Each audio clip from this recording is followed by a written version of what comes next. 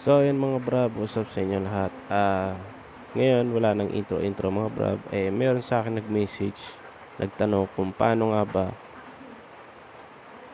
malaman kung meron kang violation.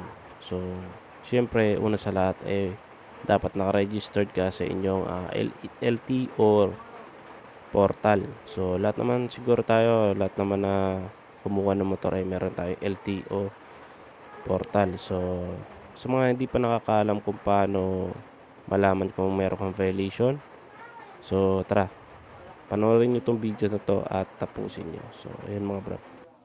So ayan mga brab, una sa lahat ay pumunta muna kayo sa inyong Google account. So ayan, makikita nyo sa screen, punta kayo sa Google account. At pagpunta nyo doon sa Google account, i-type nyo dyan yung portal LTO portal.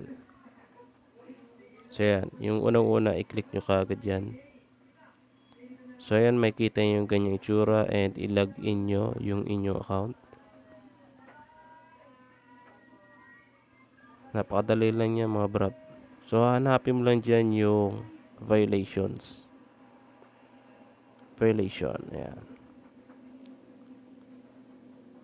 Medyo maliit yung screen, so ayan, unsettled yung i-click nyo. Ayan, makikita nyo dyan sa baba wala. So ibig sabihin wala kayong violation, wala kayong dapat ipangamba.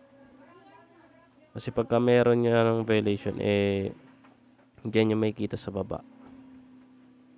So ayan mga brab, ganun lang naman kasimple mga brab. So huwag kayong matakot. So dito madali lang makikita nyo kung meron kayong violation. So ayan mga brab, ganun lang naman kasimple. So ayan mga brab, ganun lang naman kasimple. So syempre ngayon ay raining season, mag-ingat kayo at lagi kayo dapat may dalang kapote, at lalo na yung mga ka-angkas rider ko dyan. Always magdala kayo ng kapote and mag-ingat kayo sa daan dahil madulas ang daan. So ayun mga brab, thank you for watching and don't forget to subscribe my aking channel and i-hit na rin po ang notification bell para updated kayo sa aking mga susunod na video. So ayun mga brab, thank you for watching and peace out.